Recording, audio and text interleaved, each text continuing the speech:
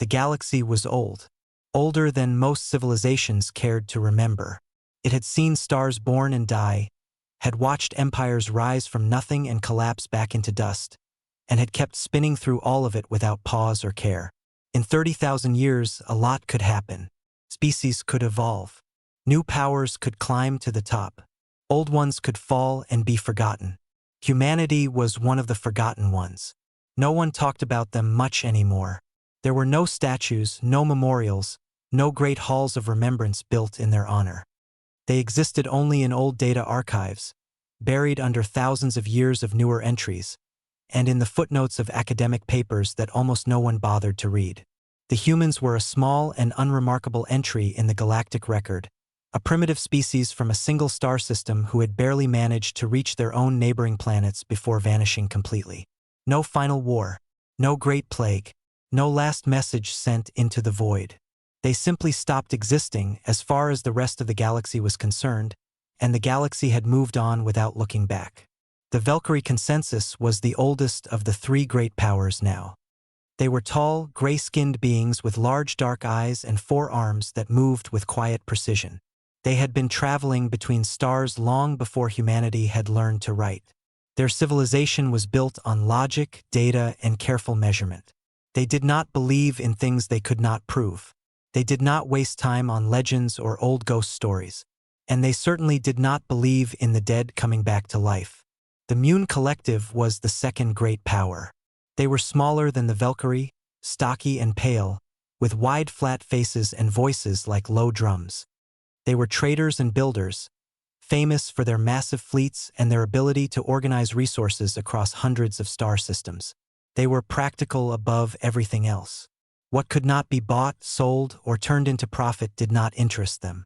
And dead species were not profitable. The Asari theocracy was the third. They were long-limbed and golden-skinned, with eyes that caught light in strange ways and voices that seemed to carry more than just words. They were spiritual, deeply so, and their entire civilization was built around a belief in something greater than the physical universe. Their priests were respected and feared in equal measure.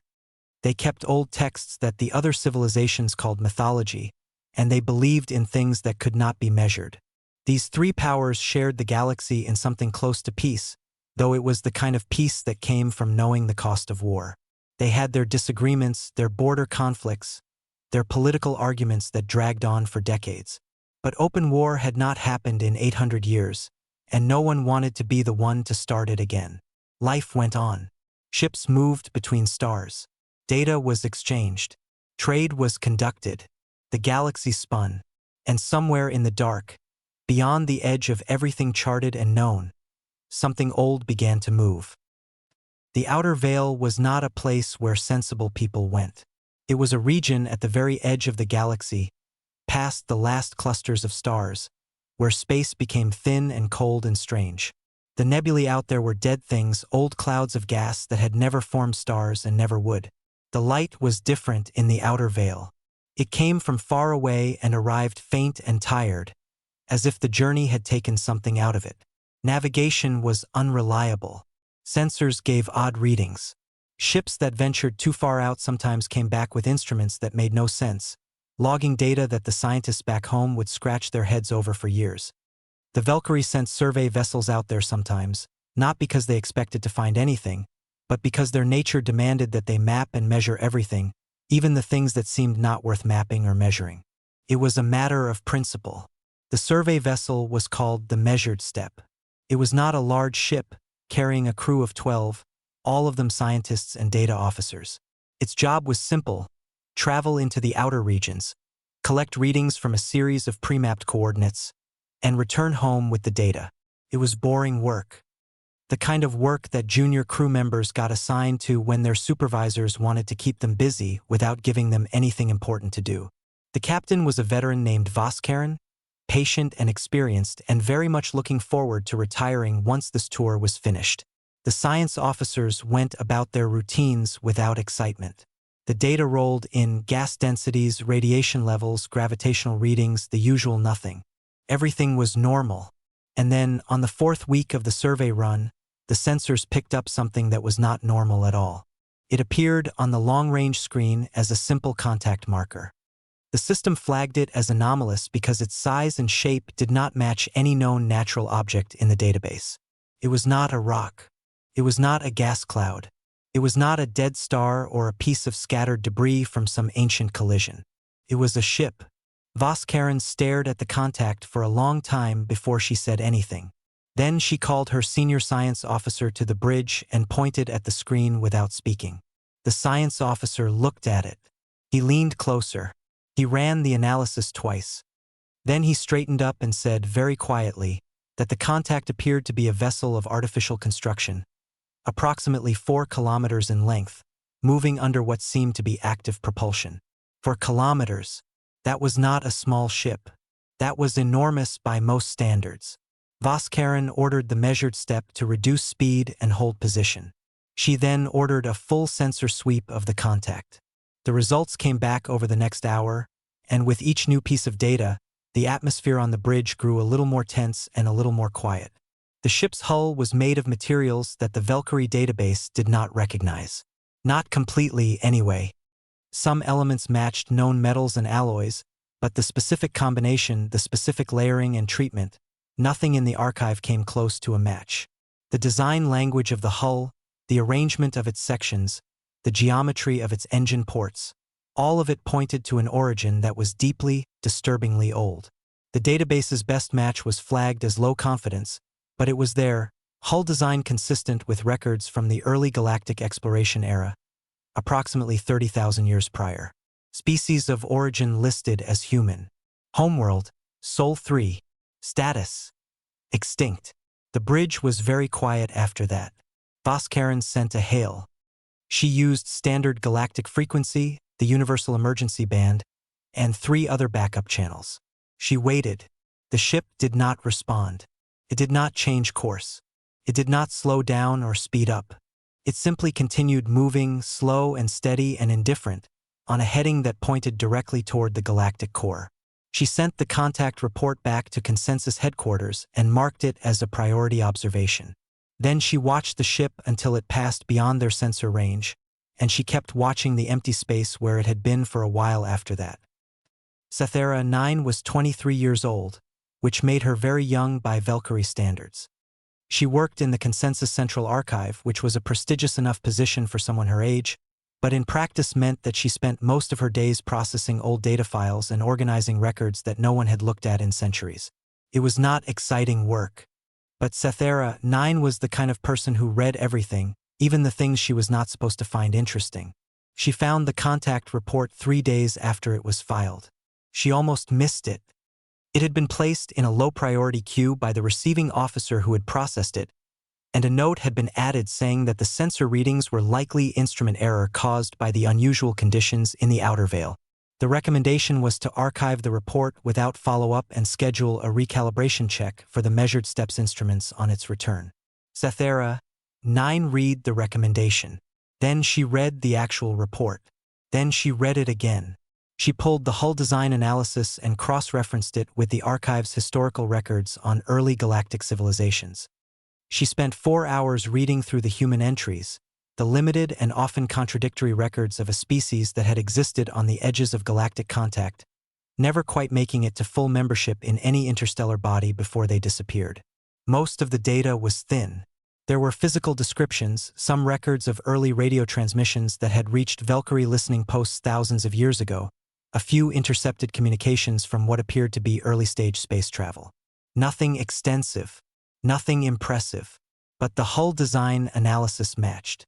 Not perfectly, but closely enough that the archive system had flagged it, even at low confidence. The geometry was consistent.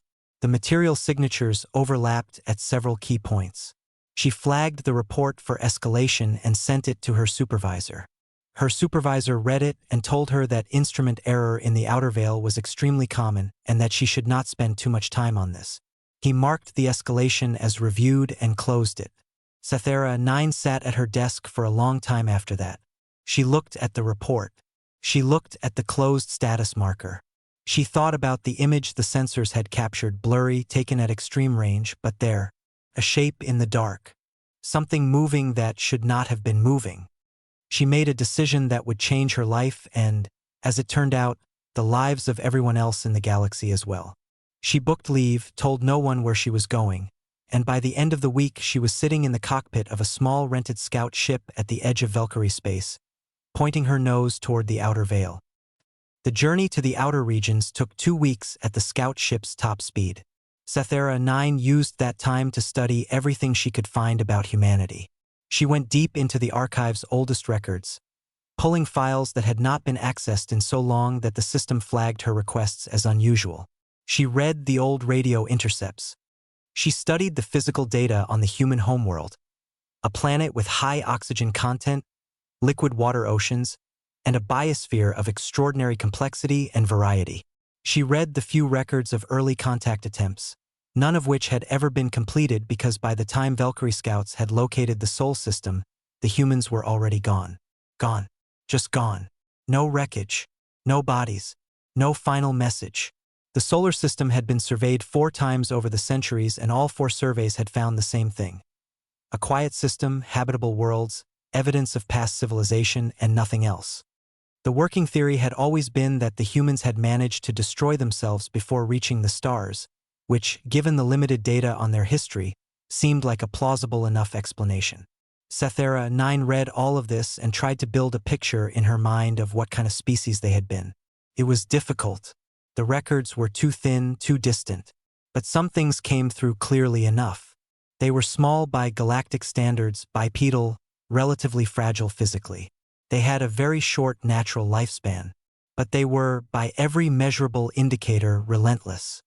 The radio intercepts showed a species in constant motion, always building, always experimenting, solving problems only to immediately find new ones to tackle.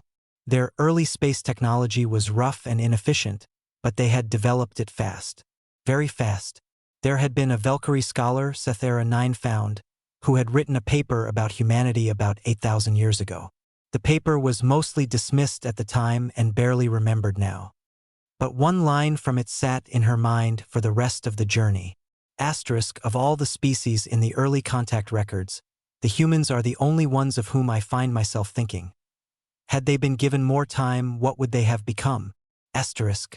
Setha 9 looked at the blank dark outside her cockpit window and thought about that question for a very long time. She found the ship on the 31st day.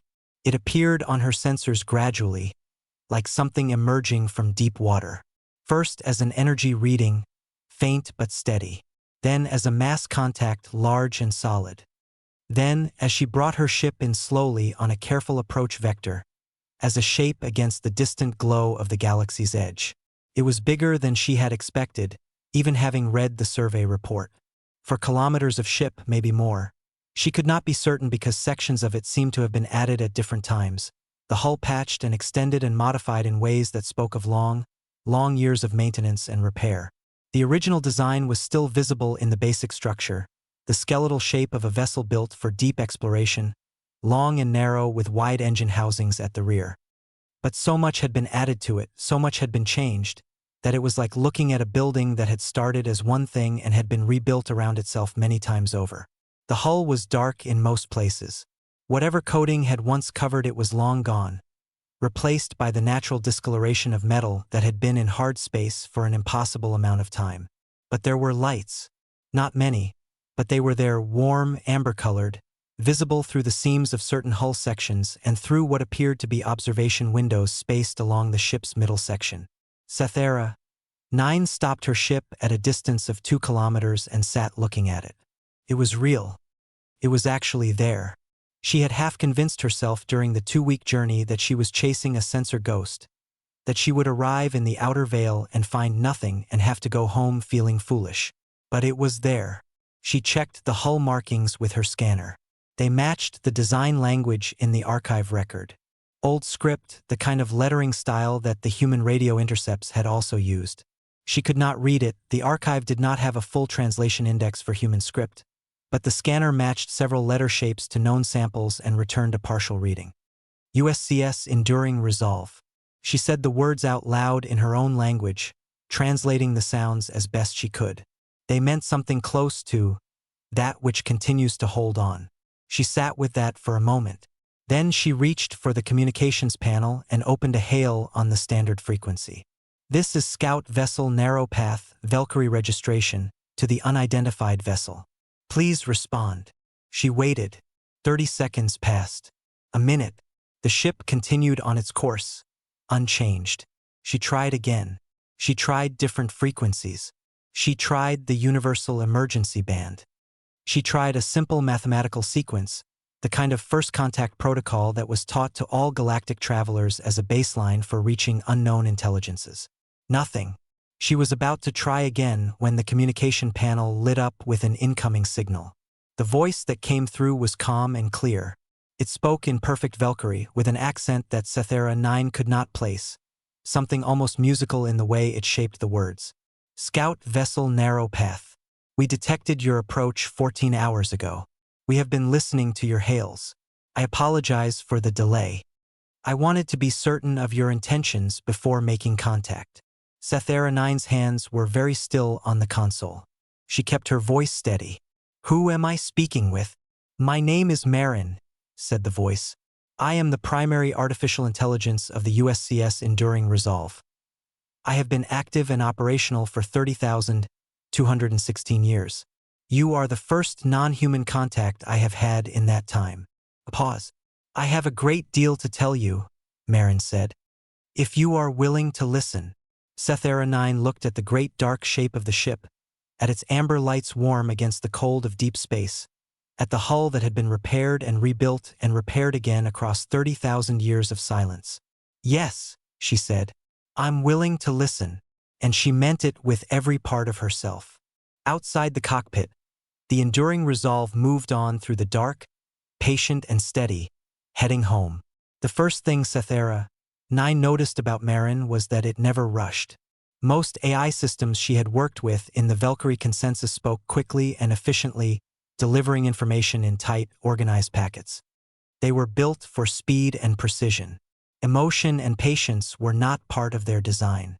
They answered what was asked and stopped talking the moment the answer was complete.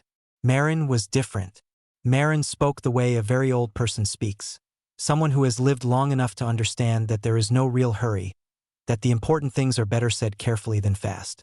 There was weight behind every word, as if each one had been considered before it was given. Setha 9 sat in her scout ship for 2 hours just listening to Marin introduce itself. Not because the introduction was long, but because she kept asking more questions, and Marin kept answering them with the kind of quiet, steady detail that made her want to ask more. Eventually, Marin asked if she would like to come aboard. She said yes before she had fully thought about what that meant. The docking process was unlike anything Setha 9 had experienced before. The Enduring Resolve did not have a standard docking port in the modern configuration.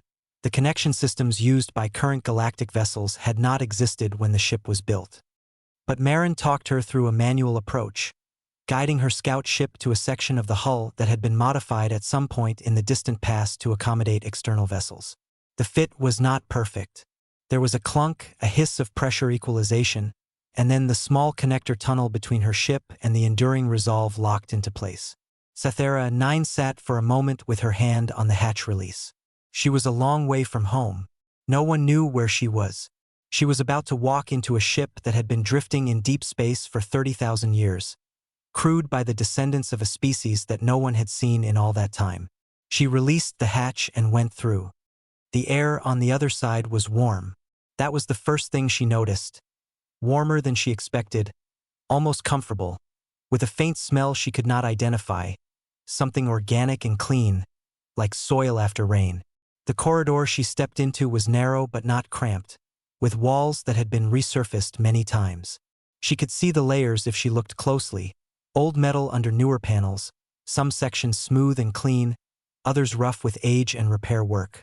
The lighting was that same amber color she had seen from outside, warm and steady, coming from strips built into the ceiling. There was no one waiting for her. "I will guide you," Marin said. The voice came from a small speaker panel just above the corridor junction ahead. "The crew are aware of your presence. They have chosen to give you time to settle before any introductions. They understand that this may be a significant experience for you. Sethera 9 almost laughed at that. Significant experience. That was one way to put it.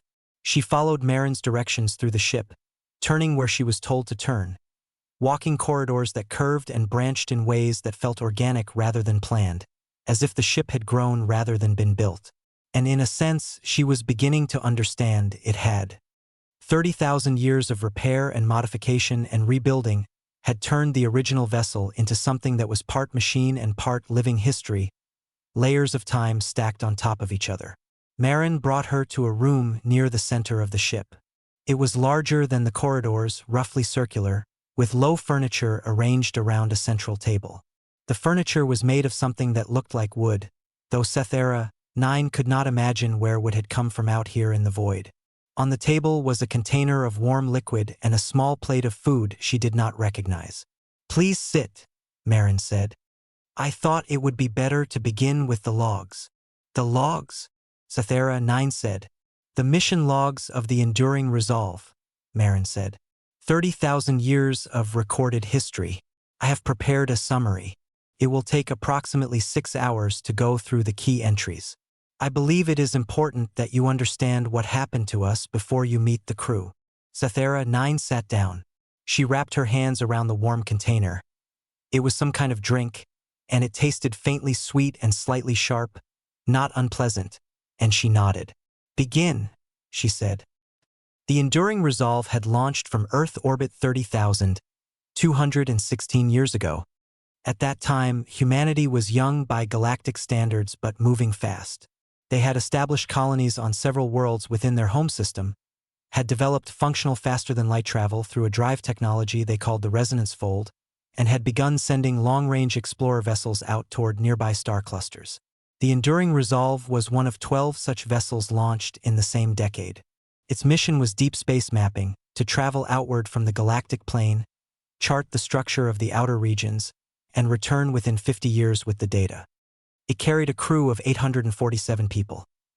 Scientists, engineers, navigators, doctors, soldiers, and everyone else needed to keep a large ship operational for a very long journey. The mission went smoothly for the first 11 years. Then the drive failed. Marin played the log entry from that moment. The voice of the original chief engineer, a man named Darius Chun, was calm in the recording but had an edge to it that came through even across 30,000 years of archive compression. Resonance Fold drive has gone into catastrophic misalignment. We are unable to correct from engineering. The fold is not collapsing, it is expanding. I repeat, the fold is expanding. If this continues, I do not know where we will end up. All hands brace. The fold had not simply failed. It had torn open in an uncontrolled direction, carrying the ship with it. When the Enduring Resolve dropped back into normal space, its navigation systems were useless. Every star field reference they tried to match failed, because no star field reference they had in their database matched what was outside their windows. They were beyond the galaxy, not just outside the charted regions. Beyond the galaxy itself, in the empty intergalactic void, where the nearest light was a smear on the horizon and the nearest star was further away than anything their drive, even if repaired, could have hoped to reach. Marin paused the log there and let Sethera 9 sit with that for a moment. "How far?" Sethera 9 asked. "Our best reconstruction puts the exit point at approximately 2.3 million light-years from the galactic edge," Marin said. "In the void between this galaxy and the next." Sethera 9 looked at the table. 2.3 million light-years. In a ship with a broken drive. With a crew of 847 people. "What did they do?" she asked. "What humans do," Marin said. "They got to work." The logs that followed covered the first 300 years in the void. Sethera 9 listened carefully, and as she listened she began to understand that the story she was hearing was not a story of despair, though despair had certainly been present in those early years. It was something else. The first generation, the original crew, had faced the truth of their situation with a clarity that Sethera 9 found almost painful to listen to. They were not going home. Not on any timescale that meant anything to them personally. The drive was reparable in theory, but the materials required were not available in the void. and the calculations needed to plot a return course through intergalactic space were beyond their current computational ability. Their children might have a chance. Their grandchildren might have a better one. But the 847 people who had left Earth would grow old and die in the dark. Most of them, according to Marin, had accepted this within the first decade. There had been grief. There had been conflict. There had been 3 serious attempts at mutiny in the first 50 years, all of them resolved without fatal violence. But the majority of the crew had looked at their situation and made a decision that Setha 9 found remarkable. They decided to treat the void not as a prison but as a laboratory. There was nothing else to do, and humans, it seemed, could not survive without something to do. They began to study the void itself. The intergalactic medium, the thin scattering of gas and particles that filled the space between galaxies, was not truly empty, and within 2 centuries the crew of the Enduring Resolve had developed a more detailed understanding of it than any civilization Setha 9 knew of. They mapped gravitational currents. They discovered that certain regions of the void had properties that did not match standard models of physics. They began building new models. They also rebuilt their ship. The first major reconstruction happened at year 112, when the original hull sections in the rear third of the vessel had degraded past safe operating limits. The crew stripped them down to the frame and rebuilt them using a new alloy they had developed themselves, combining trace materials harvested from the void medium with processed elements from the ship's own non-essential structures. The result was stronger and more resilient than the original. They did it again at year 400. And again at year 900. The ship you are currently sitting in, Marin said, shares approximately 11% of its physical material with the original Enduring Resolve. The rest has been replaced, rebuilt, or added at various points across the 30,000 years. I am aware that this raises philosophical questions about identity and continuity. The crew has discussed those questions at length. Most of them find them interesting rather than troubling. Setha 9 looked at the walls of the room around her and tried to imagine the number of hands that had worked on them across 30,000 years. The biological changes were harder to listen to. Not because they were disturbing exactly, but because they were so deliberate, so careful, so deeply characteristically human in their approach. By year 500, the crew had recognized a problem. The void was not a healthy environment for human biology over the long term.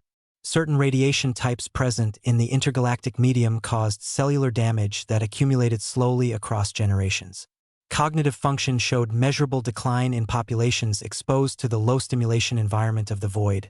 Not dramatic decline, but enough to matter over centuries. And the simple physical demands of maintaining a large ship in complete isolation, with no supply lines and no outside support, were putting pressure on the crew's bodies in ways that standard medicine could only partly address. So they fixed it. Over the next 2,000 years, through a process that was entirely consensual and carefully managed across every generation, the crew of the Enduring Resolve modified themselves. They did not do it recklessly. Every change was studied, debated, tested where possible, and agreed upon by the community before it was implemented. Changes that proved harmful were reversed or corrected in the following generation. Changes that worked were kept. Marin played several log entries from this period.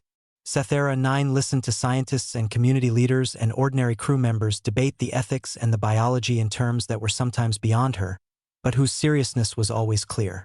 These were not people acting in desperation. They were people making thoughtful choices about their own future. The results across 30,000 years were significant. The humans aboard the Enduring Resolve were not the same biological creatures who had left Earth. They were longer-lived, much longer, though Marin would not give specific numbers yet. They were more physically resilient. Their cognition had been modified in ways that were difficult to summarize briefly, but Marin described it as an increase in the capacity for long-term patience and parallel processing, combined with no reduction in the emotional and creative functions that the crew had been careful to protect. They were afraid, Marin said, of becoming something that did not feel things anymore. Every generation made sure that was not the path they took. Setha 9 set down the drink she had been holding. She had not noticed until now that her hands were not quite steady. The discovery of the return path came at year 29,411. By that point, the crew of the Enduring Resolve, now many generations removed from the original 847, had accumulated a body of scientific knowledge that had no parallel in the known galaxy. 30,000 years of uninterrupted research in one of the most unusual environments in the universe, conducted by minds that had been carefully shaped for exactly this kind of work. They had developed entirely new branches of physics. They had mapped the intergalactic void in more detail than any civilization had ever imagined doing. They had understood things about the structure of space and time that the best minds of the Valkyrie Consensus, the Mune Collective, and the Asari Theocracy had not yet come close to asking the right questions about. And they had found something. A pulsar at the very edge of the galactic boundary, a rapidly rotating neutron star whose emissions created a gravitational pattern in the surrounding space that, if approached at exactly the right angle and exactly the right velocity, would function as a natural slingshot. Not back to Earth. Not precisely, but into the galaxy, into the outer regions, into reach. The calculation had taken 60 years to complete and verify. Setha 9 listened to the log entry from the day it was confirmed. The voice belonged to a woman named Commander Ilara Voss, who introduced herself as the 47th generation commander of the vessel. She read the final confirmation of the calculation to her crew, and when she finished reading there was a silence on the recording that lasted almost a full minute. Then the sound of 800 people, all of them crying. Not from sadness. From the other thing. The thing that comes after a very long wait. Setha 9 realized somewhere in the middle of that minute of sound that she was crying too. She sat alone in the warm amberlit room of a 30,000-year-old ship in the middle of the dark, and she let the tears run down her face without trying to stop them, because some moments did not deserve to be held back from. The logs ended. Marin was quiet for a while. Setha 9 wiped her face and sat straight in her chair. Outside, through the hull she could not see through, the galaxy was getting closer. She could feel, distantly, the slight vibration of the ship's engines. Rebuilt, redesigned, running on principles that no engineer in the known galaxy would have recognized, but running steadily and surely. "How many are there?" she asked. "On board." "How many crew?" 809, Marin said. "We have kept the population stable across many generations. It is the number the ship can sustainably support. And they all know." Setha 9 stopped. "Tried again. They were born on this ship. All of them. None of them have ever seen a planet." "That is correct. And they want to go back? To Earth? To a home none of them have ever seen?" There was a small pause before Marin answered. Not a processing pause. Setha 9 had already learned that Marin did not have processing pauses. It was a considered pause. The kind that meant the next words had been chosen carefully. "There is a word in the original human language," Marin said, "that has no direct translation in Valkyrie. The closest equivalent your language offers is something like deep longing for a place you belong to. The humans used it to describe the feeling of missing home. On this ship, across 30,000 years and 47 generations, that word has never left the vocabulary. Not once. Every generation taught it to the next. Every child born on this ship learned it as one of the first words they ever knew." Setha 9 looked at the room around her.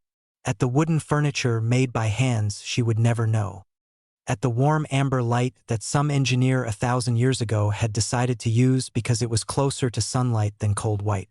"What is the word?" she asked. Marin told her.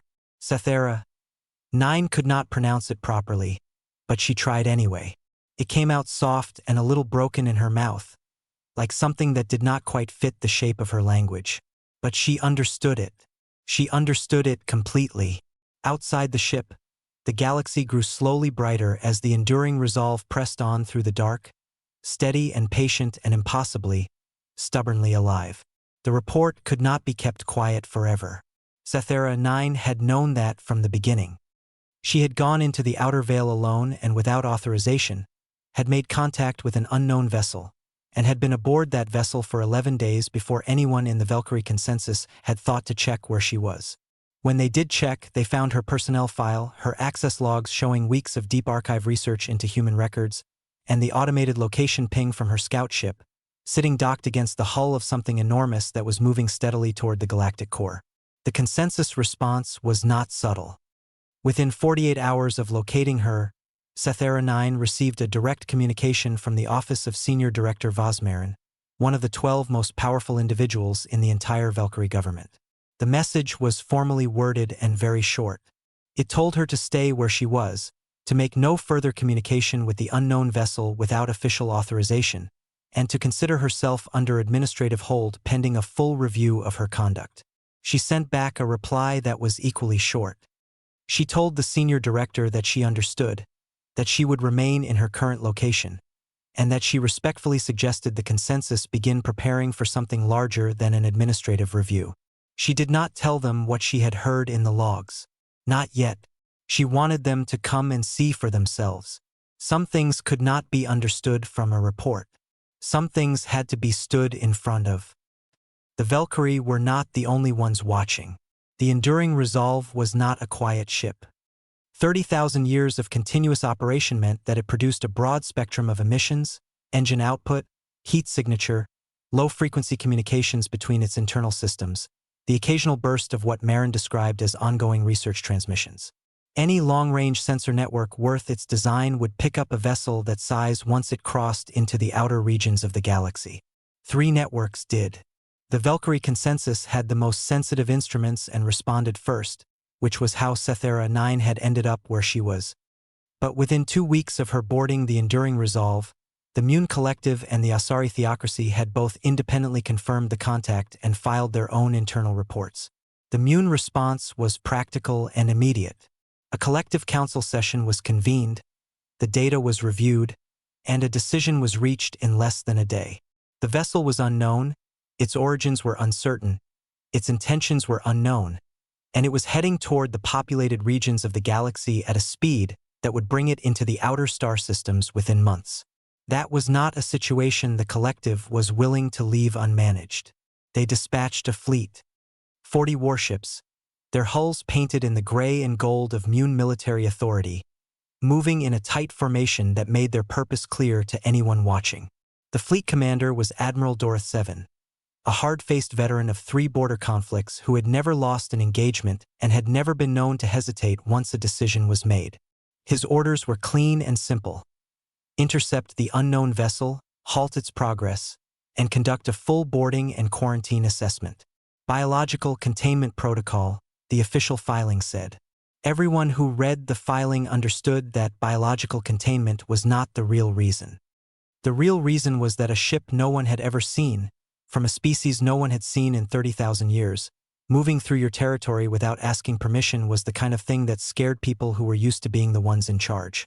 Dorothy 7 did not ask questions about the history of the vessel. He did not request the archive files on human civilization. He was not interested in the logs or the story or the science.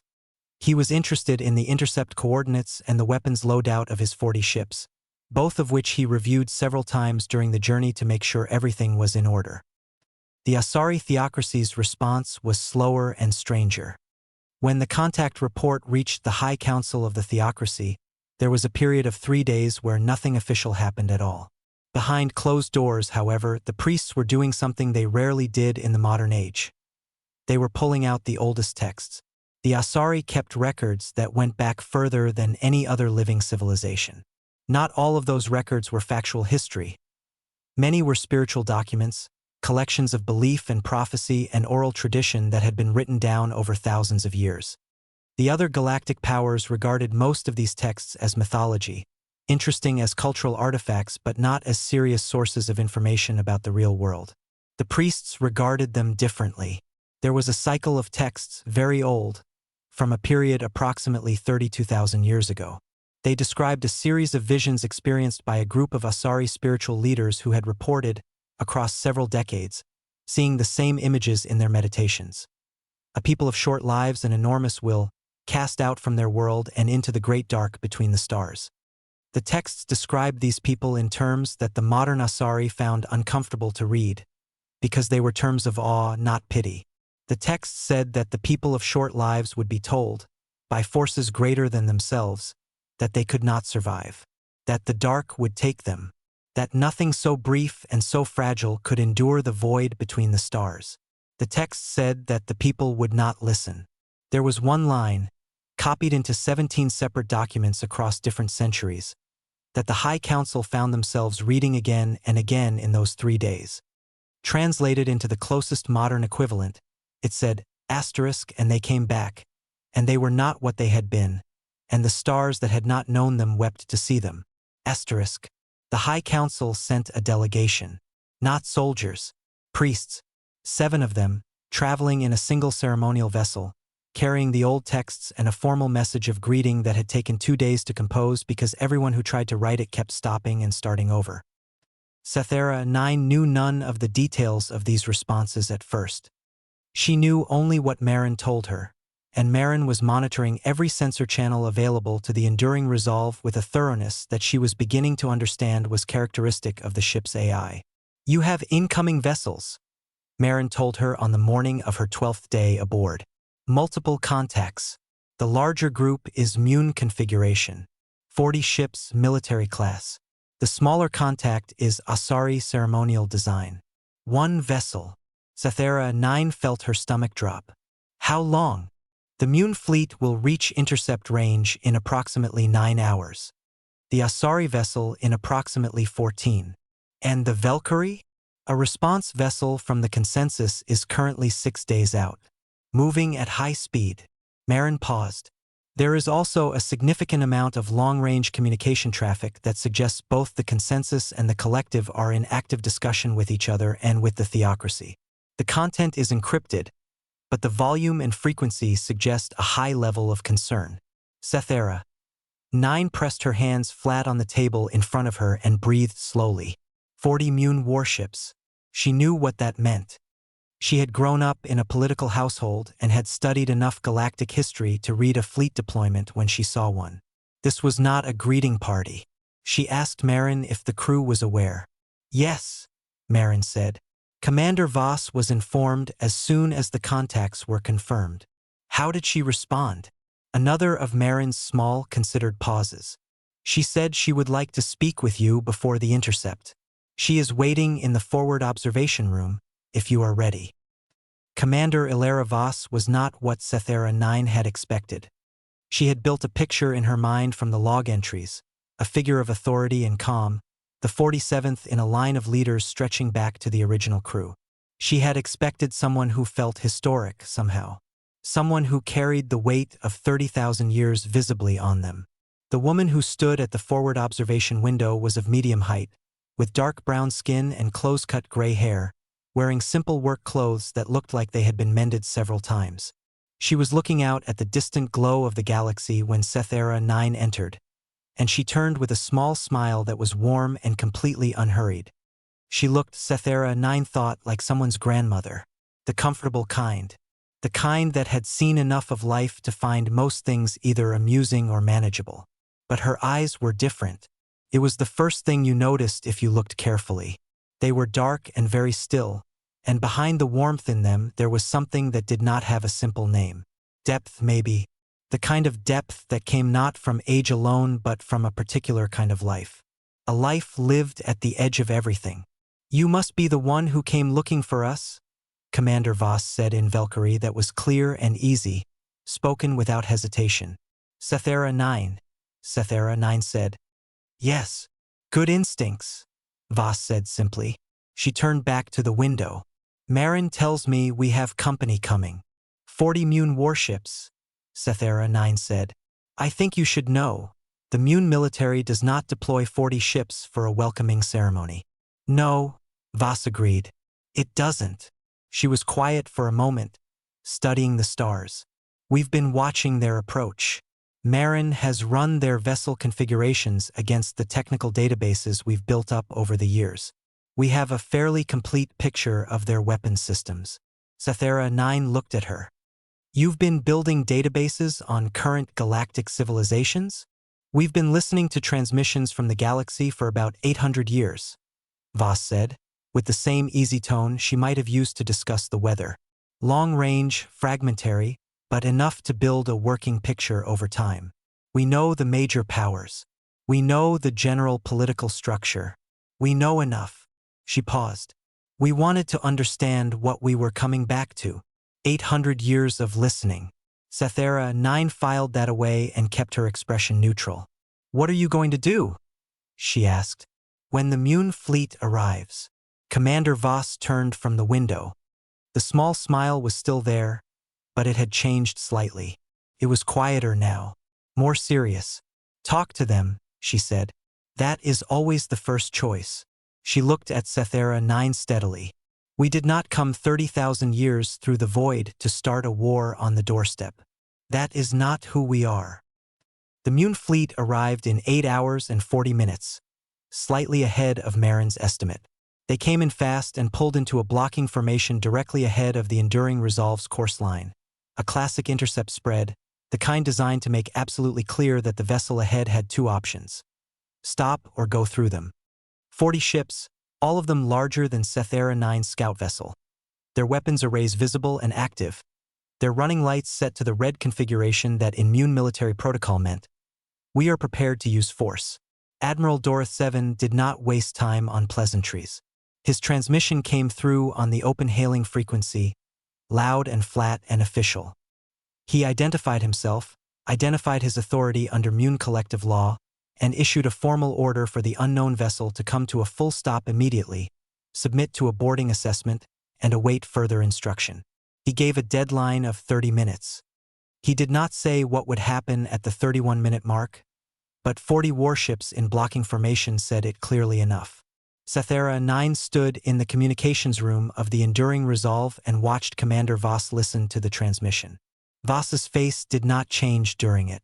She listened to the whole thing without moving, and when it was finished she stood quietly for a moment, and then she did something Setha 9 had not expected.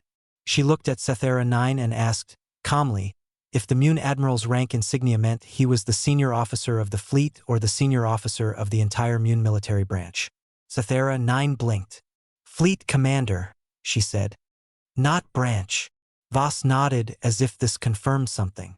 Then she stepped to the communications panel herself, stood straight, and opened the return channel. Her voice was unhurried, pleasant even, the kind of voice that belonged to someone who had spent a long time practicing the art of speaking without giving away more than they chose to give. Admiral Doroth 7, she said. My name is Commander Ilara Voss of the USCS Enduring Resolve. We are happy to speak with you. Before we discuss your request, I want to make sure we are starting from an accurate shared understanding. Marin, please transmit the file. Setha 9 looked at Marin's console in confusion. She had not known about any file. Across the channel, there was a brief silence as the Mune fleet systems received whatever Marin had sent. Then a longer silence. Then the sound of several people on the other end speaking in low, urgent tones that were just barely caught by the open channel before someone muted it from that side. Commander Voss waited. The channel reopened after 4 minutes. What is this? Admiral Doroth 7's voice was still flat, but something had shifted in it. That is a technical summary, Commander Voss said pleasantly, of the sensor data we have collected on your fleet since you entered our detection range.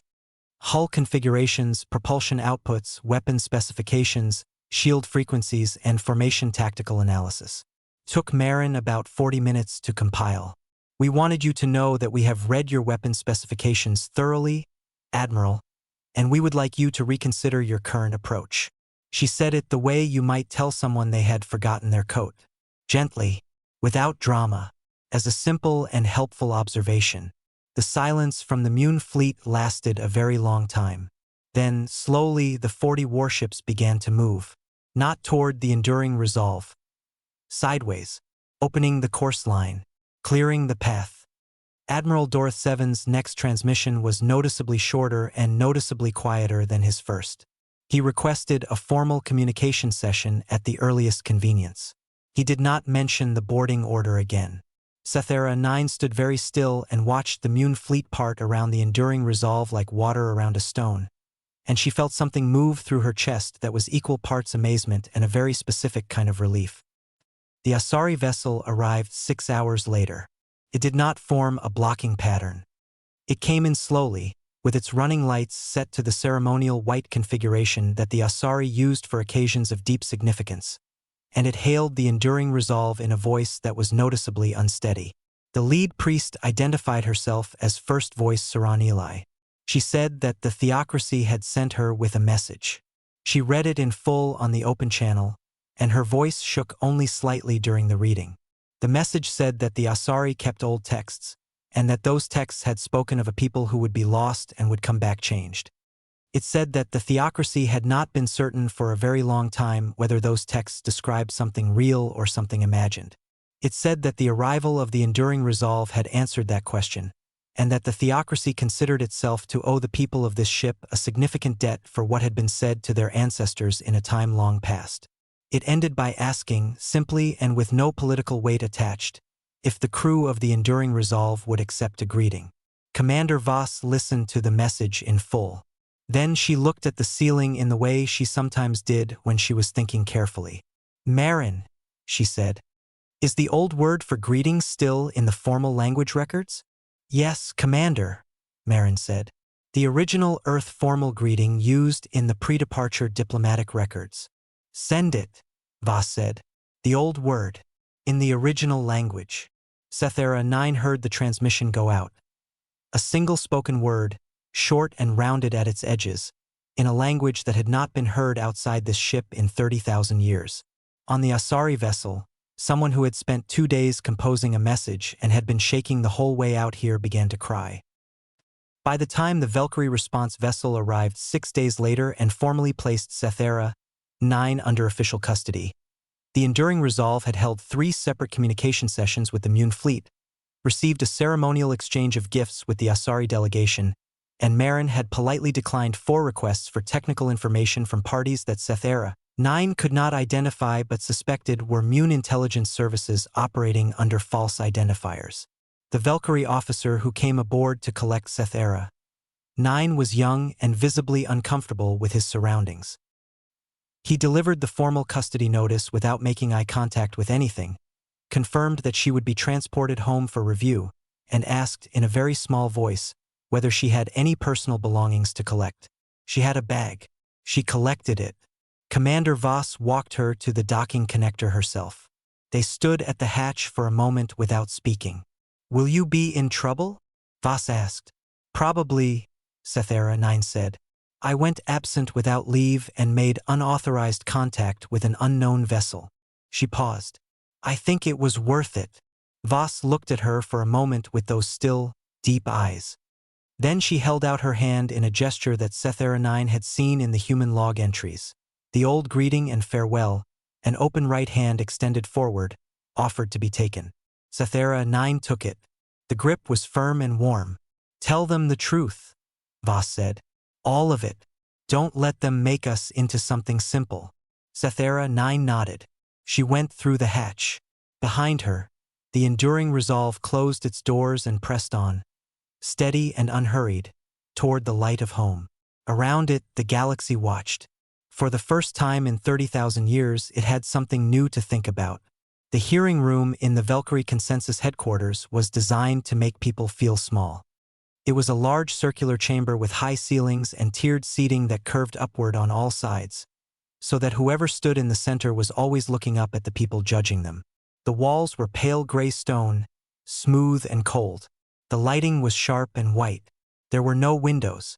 It was a room built entirely for the purpose of making things official and uncomfortable, and it was very good at its job. Setha 9 stood in the center of it and did not feel small. She had spent 11 days aboard the Enduring Resolve. After that, it was difficult to feel small anywhere. The review panel was made up of 7 senior officials, all of them considerably older than her, all of them looking at her with the specific expression that authority figures use when they are trying to decide whether someone has been foolish or dangerous or both. Senior Director Vosmarin sat at the center of the panel, his 4 arms folded in a way that communicated disapproval across every cultural boundary Setha 9 knew of. He asked her to explain herself. She did. She told them everything. She started from the contact report she had found in the low-priority queue, and she went all the way through to the moment she had stepped back through the docking connector with her bag in her hand. She did not rush it and she did not soften it. She told them about Marin and the logs. She told them about the drive failure and the void and 30,000 years of rebuilding. She told them about the biological changes and the science and the return path. She told them about Commander Voss and the Mune fleet and the single word sent back to the Asari priests. She talked for 4 hours.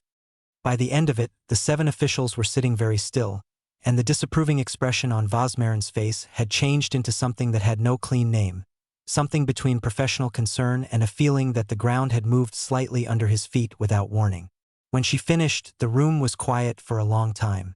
Then Vosmarin asked the question she had expected him to ask. What do they want? Setha 9 had thought about how to answer this. She had thought about it for the entire 6-day journey back from the Outer Veil. I asked Commander Voss that, she said. She told me they want to go home. The senior director looked at her. That is not an answer. I know, Setha 9 said. That is what I thought too at first. I spent 11 days trying to understand it, and I think it actually is the answer. But it took a long time before I believed that something could be that simple. Vosmarin unfolded his arms and folded them again in a different arrangement, which among Valkyrie meant deep uncertainty. He looked at his colleagues. They looked back at him. No one seemed to have anything helpful to add. The administrative charges against Setha 9 were formally reduced to a written warning, which was the bureaucratic equivalent of admitting that punishing her further would have felt absurd under the circumstances. She was reassigned from the Central Archive to a newly created office with the temporary title of Human Contact Liaison, which meant that she was now officially the most knowledgeable person in the consensus on a subject that every other department was suddenly and urgently interested in. She went to work. The enduring resolve continued moving. It did not stop and it did not slow down, but it communicated openly and regularly with all 3 galactic powers, and Marin managed those communications with a patience and a skill that Setha 9, watching from her new desk in the consensus, found herself admiring deeply. The galactic powers wanted information. They wanted to understand what was coming. They sent scientists and diplomats and intelligence analysts, and in one memorable case a Mune economist who seemed primarily concerned with calculating the potential trade value of whatever technology the humans had developed, which Marin politely declined to discuss. What they got, instead of technical briefings or political negotiations, were conversations. Commander Voss spoke with anyone who requested a session. She spoke with Valkyrie historians who had spent their careers studying extinct civilizations and who sat through entire conversations in a state of visible shock. She spoke with Mune Council members who had come prepared to negotiate and left looking thoughtful and unsettled. She spoke with Asari priests who wept quietly at various points and kept asking her questions about the void that she answered with the same patient honesty she brought to everything. None of these conversations produced formal agreements or political documents. They produced something harder to measure but more important. Understanding. Or the beginning of it. Setha 9 read the transcripts of every session. She had requested access as part of her liaison role and it had been granted, which she suspected meant that her superiors were hoping she would be able to make sense of things that they could not. She was not sure she could make sense of everything, but some things she understood more clearly with every transcript she read. The scientists who spoke with the crew of the Enduring Resolve came away from those conversations in states ranging from quiet amazement to something close to crisis. The first major session involved a team of 12 Valkyrie physicists, considered the best in the consensus, who had requested a technical discussion regarding the Enduring Resolve's drive systems. They were senior people, decorated researchers, and they had prepared a list of highly specific questions. Marin answered the questions. The session was supposed to last 2 hours. It lasted 9. The transcript of that session was classified almost immediately, but Setha 9 had clearance to read it, and she read it 3 times. The first time because she wanted to understand it. The second time because she had not fully believed it the first time. The third time because she wanted to make sure she was not misreading the part where the lead physicist, a Valkyrie named Vorithin who had published over 200 scientific papers in his career, stopped the session and said, in a voice the transcript described as quiet, that he needed a moment. He had needed the moment because Marin had just explained, briefly and clearly, the fundamental principle behind a branch of physics that the Valkyrie had theorized might exist but had not been able to develop because several of the prerequisite mathematical frameworks were not yet complete. Marin had not only explained the principle. Marin had explained the mathematical frameworks that led to it, the experimental methods that had confirmed them, and 3 practical applications that the Enduring Resolve had been using for approximately 8,000 years. Vorithsen had needed his moment because he was doing rapid mental calculations and arriving at an uncomfortable conclusion, that a complete review of his own life's work in light of this information would likely require significant revision of his most important findings. He was not the only one. The session transcripts from the biology team were worse, or better depending on how you looked at it. The Valkyrie's leading expert in biological modification and adaptive physiology listened to a 2-hour summary of the changes the Enduring Resolve's crew had made to themselves over 30,000 years and then asked carefully whether she could have access to the full research record. Marin told her the full research record was approximately 4.7 million documents. The biologist said she would like to start with the summary index. Marin said the summary index was 90,000 documents. There was a pause. "Send me the first 1,000, the biologist said, "and I will let you know when I have finished them." The conversations Setha 9 found most interesting, however, were not the scientific ones. They were the ordinary ones. The sessions where members of the crew simply talked about life on the ship, about what they did every day, about how they thought about things. These sessions had not been formally requested. They had grown out of the diplomatic conversations, moments where the exchange of official information had given way to something more personal. Commander Voss had allowed them and then quietly encouraged them, and Setha 9 suspected that this had been a deliberate choice. Let people talk. Let them see us as people. One session that Setha 9 kept returning to involved a young crew member named Dale, who appeared to be somewhere in his mid-20s, though precise age was difficult to estimate given the biological differences. He had been pulled into a conversation with a junior Valkyrie diplomat named Terran 6, who was close to Setha 9's own age and had apparently asked, out of genuine personal curiosity rather than official duty, what it felt like to grow up on a ship. Dale thought about it for a while before answering. The transcript noted a pause of almost a full minute. Then he said that he did not have a comparison, since he had never grown up anywhere else. But he said that the ship felt very large and very small at the same time.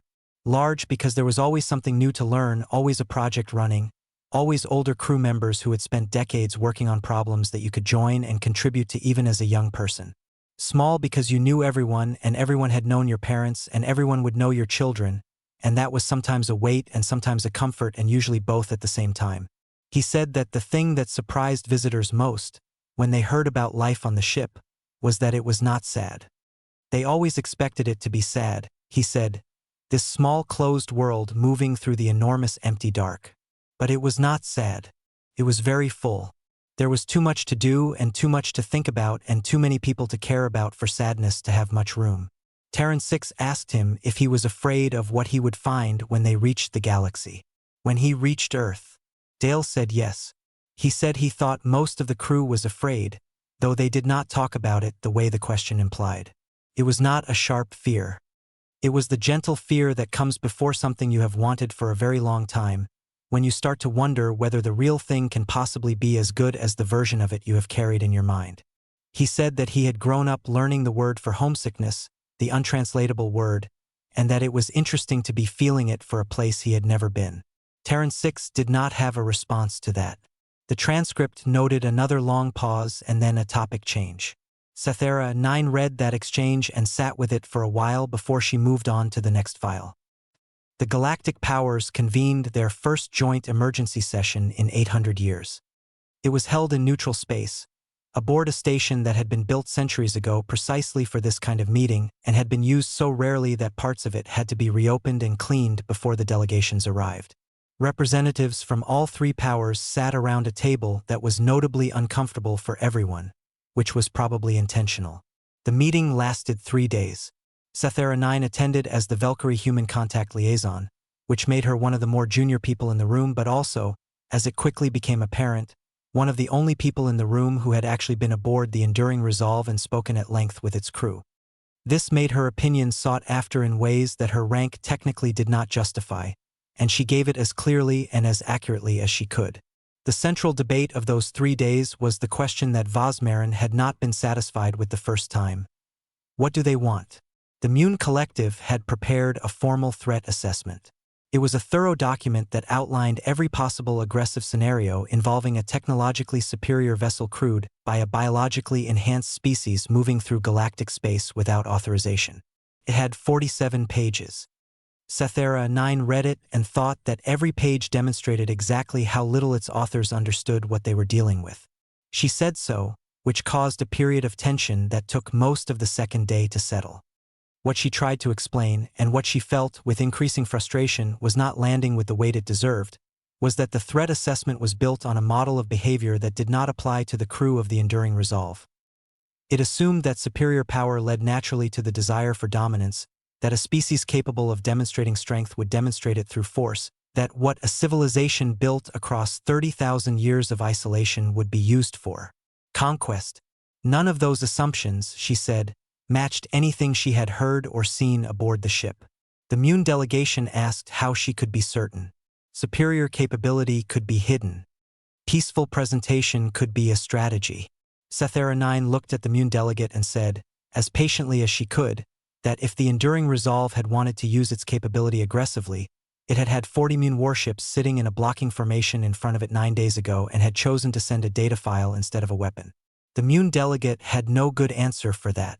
On the third day, the Asari representative, a quiet elderly priest named Jiran IV, said something that shifted the tone of the room. He said that the other powers were spending a great deal of time trying to decide what the humans were going to do to the galaxy. He suggested they might benefit from spending some time considering what the galaxy had already done to the humans. He said this without accusation, in the mild tone of someone stating an obvious fact. But the room was quiet after it in a different way than it had been quiet before.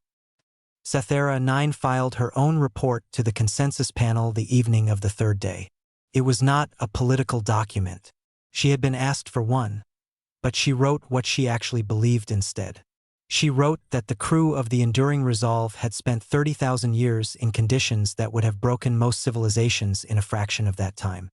She wrote that they had responded to those conditions not with despair or rage or the calcification of old trauma into aggression, but with work. Constant, dedicated, creative work. They had built things and rebuilt them and built them again. They had changed themselves carefully and thoughtfully. They had maintained a culture across 47 generations in a closed environment and had managed to keep it kind. She wrote that the galaxy's greatest concern should not be what the humans intended to do. The galaxy's greatest concern should be what it said about all of them, that their first response to the return of a lost people was 40 warships and a threat assessment. She sent the report and went to bed. She did not sleep well, but she slept. Outside, the Enduring Resolve continued moving, crossing the distance to the outer star systems day by day, its amber lights warm against the cold dark, its 809 crew members going about the rhythms of a life that had been lived, generation after generation, in the patient certainty that they would eventually get there. They were getting there, and in offices and chambers and meeting rooms across 3 great civilizations, the galaxy was slowly, reluctantly, and not always gracefully beginning to understand that it had not been ready for this, that it had forgotten something important, and that the something important was almost home. The Galactic Congress had not been called to full attendance in 800 years. The building that housed it sat on a neutral station at the gravitational midpoint between the 3 great powers, a massive structure of old stone and older metal, built in an era when the galaxy had still believed that talking was better than fighting and had constructed a place grand enough to make that belief feel permanent. The main chamber was enormous, circular, tiered with seating that rose in great curved rows from a central floor. Every seat had a translation panel. Every seat had a direct communication link. The acoustics had been engineered so that a voice speaking from the center of the floor could be heard clearly in the furthest row without amplification. It had been designed for moments exactly like this one. Setha 9 sat in the Valkyrie delegation box and looked out at the filling chamber and felt the particular kind of quiet that comes when something large and irreversible is about to happen. Every major civilization with galactic standing had sent representatives. Some had sent their highest leaders. The Mune Collective's prime administrator was present in person, which had not happened at any diplomatic event in living memory. The Asari High Council had come in full ceremonial dress, their golden skin catching the chamber light in that strange way that always made them look like they were lit from inside. There were species present that Setha 9 had only ever read about, smaller powers, independent systems, old civilizations that kept mostly to themselves but had heard the news and come anyway because some things were too significant to watch from a distance. The chamber was more full than it had been in centuries, and it was still filling. At the center of the floor there was a single chair. Simple, plain, made of dark wood. It had been placed there at Commander Voss's request, when the Congress had asked what arrangement she preferred for her address. Every other dignitary who had ever spoken in this chamber had done so from behind a formal podium with a delegation standing at their back. Voss had asked for a chair and nothing else. The Congress organizers had found this unusual. They had provided the chair. The enduring resolve was in orbit above the station. It had arrived 2 days earlier, moving into position with the same unhurried steadiness it brought to everything, and the sight of it on the external cameras had produced a reaction across the station that no diplomatic briefing could have prepared anyone for. People had stopped in corridors to look at the screens. Work had paused. Conversations had dropped to nothing. Even people who had been following the story closely and thought they understood what was coming had found themselves standing still with the breath caught in their chest when the ship actually appeared. It was one thing to read about a 4-kilometer vessel that had been rebuilt across 30,000 years in the intergalactic void. It was another thing to see it sitting in space above you, its ancient and patched hull carrying 30 millennia of survival in every seam, its amber lights burning warm and steady against the dark. Marin had been in continuous communication with Congress logistics throughout the approach, coordinating docking arrangements, translation protocols, security considerations. The communications had been described by the Congress logistics team as the most efficient and pleasant they had ever managed, which said something because Congress logistics had a reputation for being difficult. A shuttle had brought Commander Voss and a small party of 4 crew members to the station the previous evening. Setha 9 had been at the docking bay when they arrived, in her official capacity as liaison but also simply because she had wanted to be there. She had not seen Voss since the day she left the ship. Voss had stepped off the shuttle in the same simple clothes, with the same unhurried bearing, and had looked around the docking bay with the careful attention of someone seeing something new and wanting to see it properly. Her 4 crew members had done the same, all of them looking at the station, at the people moving through it, at the sheer ordinary variety of galactic life, with expressions that were very controlled but could not entirely hide the depth of what was underneath. None of them had ever seen this before. Any of it. Voss had noticed Setha 9 and walked over without ceremony. She had asked how the hearing had gone. Setha 9 had said it had gone adequately and that her career had survived. Voss had said good and had meant it, and they had stood together for a moment in the comfortable way of people who had shared something significant. Then Voss had looked around the docking bay again, at the dozens of species moving through it, at the lights and the noise and the living, breathing reality of a galaxy that had been only signals and records for 800 years. "It's louder than I expected," she had said, quietly, to no one in particular. Setha 9 had not had an answer for that, but she had understood it. The Congress session opened with formal proceedings that took an hour and a half and which most people in the chamber endured with polite patience while thinking about what came after. When the formal proceedings were complete, the Congress speaker, a senior Valkyrie administrator named Pulseven who had been organizing this event for 3 weeks and had not slept well in any of them, announced that the representative of the USCS Enduring Resolve would now address the full Congress. The chamber went very quiet. Commander Ilara Voss walked to the center of the floor alone. She sat down in the plain wooden chair.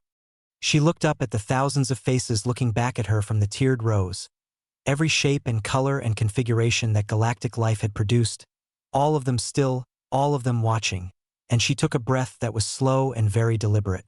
She did not use notes. She did not speak from a prepared text. She spoke the way she did everything, carefully, honestly, and without hurry. She said her name. She said the name of her ship.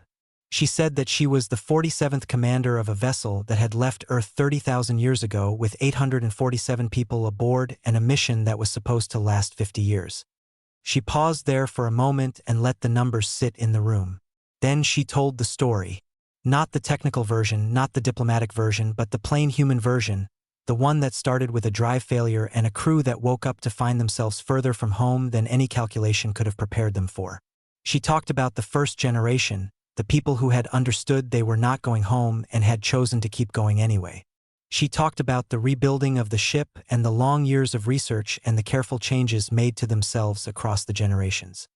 She talked about the children born in the void, the ones who had never seen a star up close, who had grown up learning a word for homesickness in a language that was not spoken anywhere else in the universe. She talked about the 60 years of calculation that had produced the return path. She described the moment the math had confirmed, and she described it simply, without drama, and the simplicity of it was what made people in the upper tiers of the chamber press their hands together or look away for a moment to collect themselves. She talked about the journey back. 800 years of listening to the galaxy from a distance, learning its languages and its politics and its history, preparing for a return that was still not certain even when they began the final approach. She talked about what they had found when they arrived.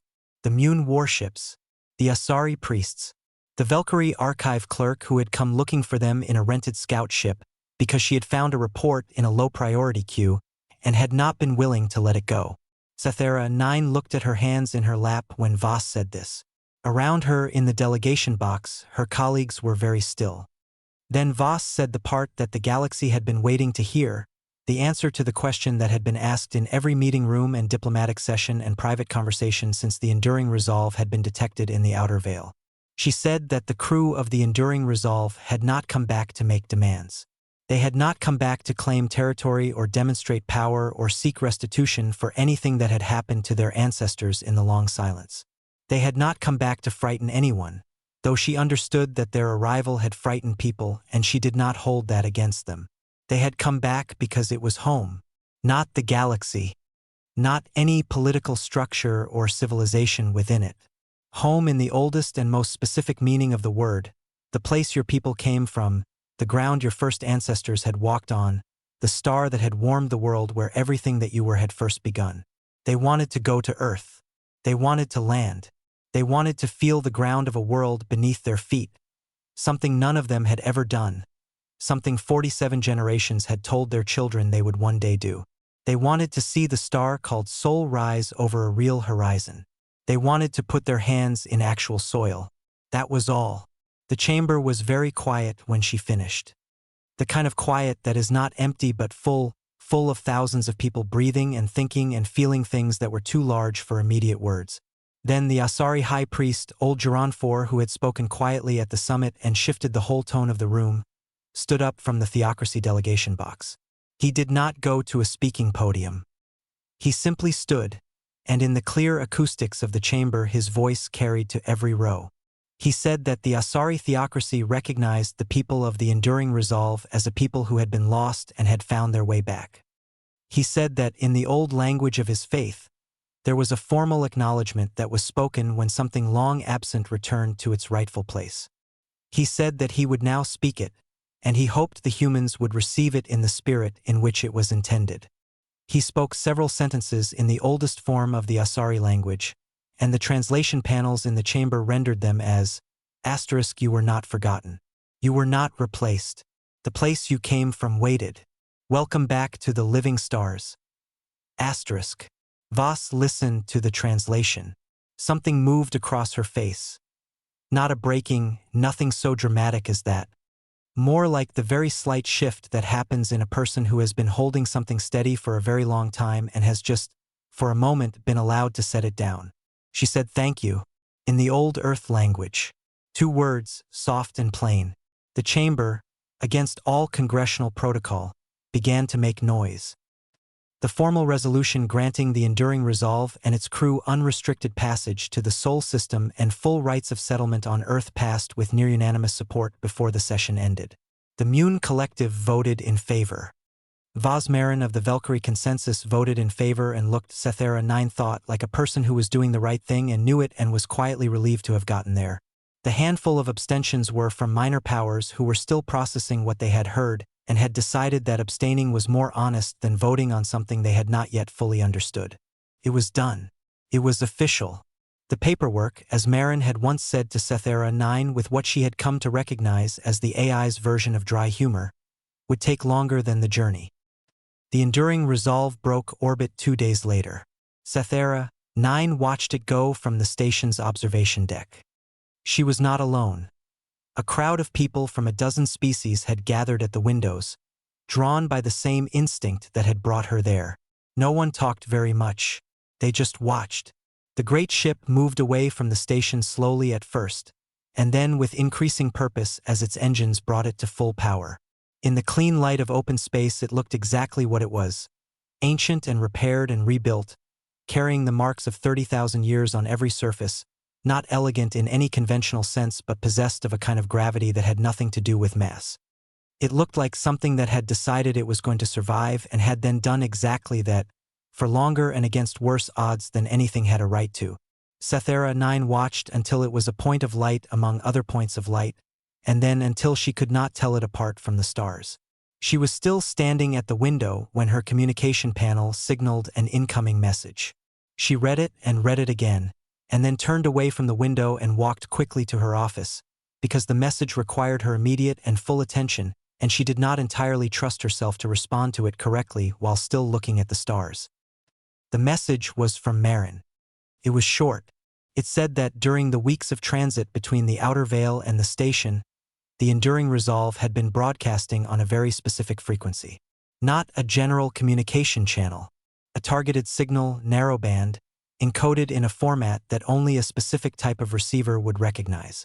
The format used by the other 11 Deep Explorer vessels that had launched in the same decade as the enduring resolve. The message said that for the first 3 weeks, there had been no response. Then, on the 22nd day, one of Marin's long-range antenna arrays had detected a reply. Faint, distant but unmistakable, the correct encoded format, the correct identification prefix. One of the ships. Then a second reply. From a different direction. Then, over the following days, more. Marin's message to Setha 9 included the final count. As of the moment the enduring resolve had left station orbit and begun its journey to Sol. 11 signals. All 11 ships. All responding. All inbound. The message ended with a single additional line, written in the same calm and measured tone that Marin used for everything, the tone of an intelligence that had been active for 30,000 years and had learned that the most important things were best said plainly. It said, *, we thought you should know before the others do. You will want time to prepare. *. Setha 9 sat at her desk and looked at the message for a long time. 11 ships. 12, counting the enduring resolve. 12 crews, each one having spent 30,000 years in the void doing what humans did when given an impossible problem and no way out, working, thinking, rebuilding, surviving. 12 ships worth of 30,000-year-old science and biology and culture and quiet, patient, absolute refusal to disappear. The galaxy thought it had been surprised by one ghost ship. It did not yet know that it had barely seen the beginning. She thought about what Voss had told her on the last day aboard the ship. *, tell them the truth. Don't let them make us into something simple. *. She pulled up a blank document and began to write. Not a threat assessment. Not a political briefing. Something closer to what Geronfor had said in the Congress chamber, in the old Asari language, rendered into something the galaxy could use. Something that started with, they were not silent because they were gone, and continued, they were silent because they were busy, and ended with a sentence that she rewrote 4 times before she found the version that felt true, the version that had no extra words in it, the version that said exactly what the moment required and nothing more. *, and now they are coming home. All of them. And the galaxy that forgot them has a choice to make. Not about whether to let them in, but about what kind of place it wants to be when they arrive. *. She saved the document.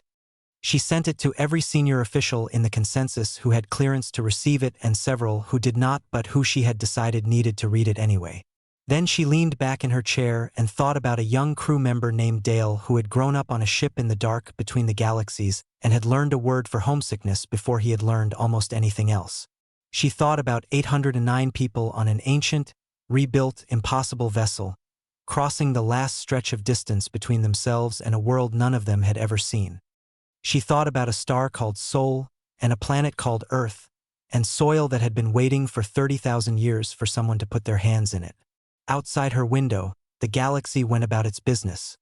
Trading, arguing, building, moving, the 10,000 ordinary activities of civilizations that had existed long enough to take their own existence for granted. It did not yet know what was coming. But something in the quality of the dark had changed. Something that had been absent for 30,000 years was present again, moving through the stars with amber lights burning warm and steady, carrying in its hull the weight of every generation that had refused to give up. Humanity was not coming back as a footnote. It was not coming back as a ghost. It was not coming back as a warning or a weapon or a lesson in what happens to species that reach too far. It was coming back as itself, as what 30,000 years of darkness and work and love and stubbornness had made it.